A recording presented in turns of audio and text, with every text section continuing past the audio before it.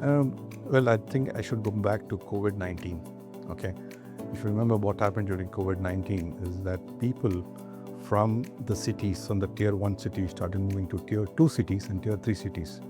Okay, because people were asked to go back home and work from that workspace. Now, that was not because there was a plan to it. It was basically because of the COVID-19 situation. Okay. Now, when you think about it, what it meant is that people did not have to be in a tier 1 city. The talent used to come from the tier 2, 3 cities to the tier 1 cities. Now, the reality is you would have to come to tier 1 cities.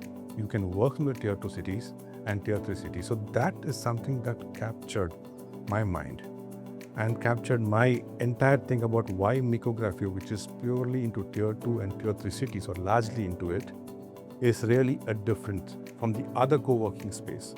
Other co-working spaces are all based in the tier 1 cities or largely based in tier 1 cities. So for me, that was something that differentiated Mikro Grafeio compared to the other co-working spaces.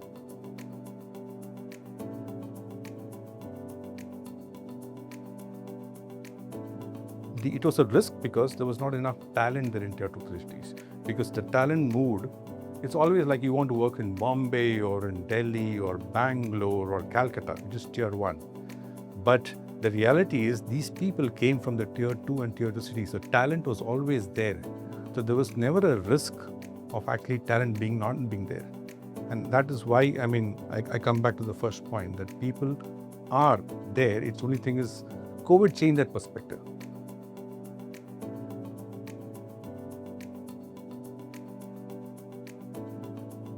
The founding team, I knew some of them personally, and the professionalism that they came with.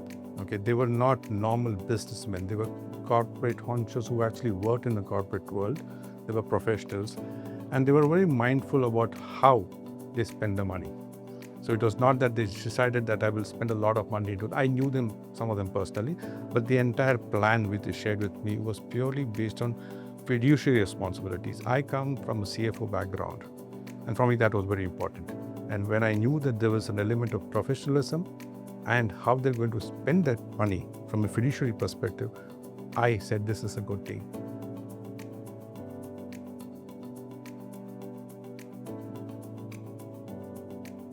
What happened is when they started, I think Mikro Grafeio started with a complete asset-light philosophy. They didn't want to invest. But as they grew, they understood the market. See, you cannot have a standard strategy throughout. You learn. So from an asset light, they decided that in certain markets, they need to go asset heavy. They need to really invest. So they worked out that balance in where do we invest ourselves and where should we go asset light. And that is the learning process. You cannot from day one say that I will only be asset light. And that is the other point that I liked about the management.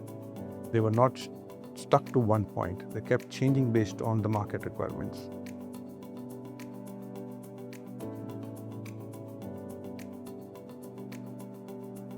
Apart from the Indian government's initiatives that we talk about or we know about, I used to run a company or be part of a company that had global investments.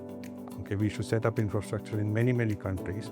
And I always felt the challenge was how do you actually bring it locally? How do I reduce the headache of actually setting up an operation? Mikro Grafeio did that. And in today's context, I see more and more companies globally wanting to outsource to India. They're not worried about outsourcing in tier 1. They're okay with tier 2, tier 3, tier 4 cities as long as it is outsourced. I know for a fact that I'm giving the example of Singapore.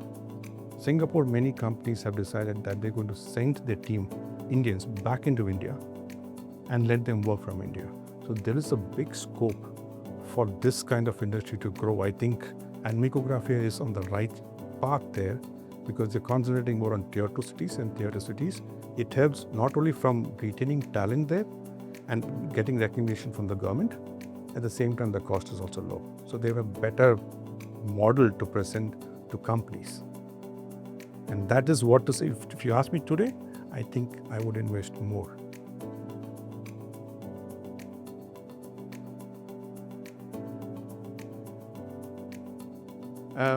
The attitude of the management, I mean, the way they have structured themselves, they kept changing based on what the market demanded. And that I always believe should be the plan. You should never stick to one plan. Change is the only constant that they say, right? You need to adapt yourself based on what the market requires. And you cannot have one strategy and say, I will stick to this strategy throughout the next 2 years. Every 3 months or every 6 months, they keep looking at their strategies and making changes. And some of them are fundamental changes too. And that is what has probably excited me most.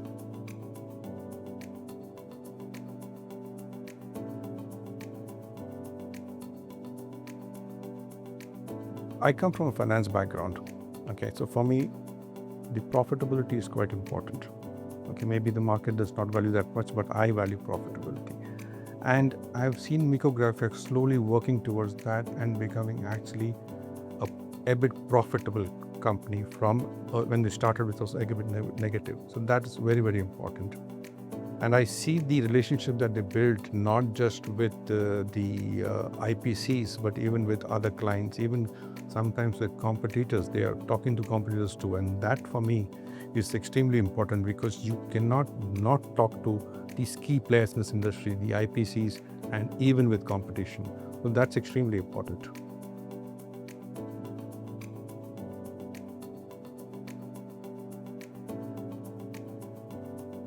I've seen, apart from what the Indian government is doing in terms of promoting India, you also have, I'll give you an example of my personal opinion. A few years back, I have a lot of friends who wanted to invest, and I would not take this investment to them because I still needed to understand this more. But today, I've already spoken to many of my friends because it becomes very personal, right? So I've spoken to those people, and they are so excited about the entire model and what Mikro Grafeio is doing, that I can tell you that a lot of people are going to invest in this. Again, not just me. I have a lot of people who are really, really professionals, and they're not investors. They're just professionals who are working in different organizations. They are so keen to invest in a project like this.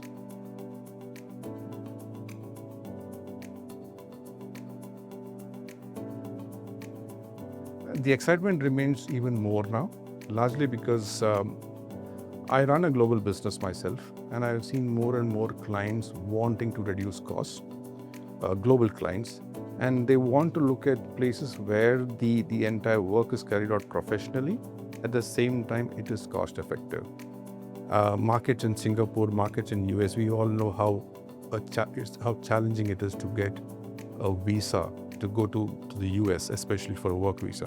So you have a lot of companies wanting to now outsource to India, or at least they know the talent is there, but you have regulatory challenges in getting them to those countries to work, regulatory and cost challenges.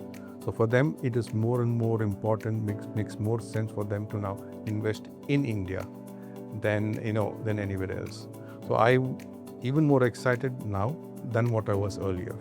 So I would recommend a lot of my friends, they invest in Mikro Grafeio. I used to work for a company which set up offices across the world. It set up more than 1,500 offices across the globe.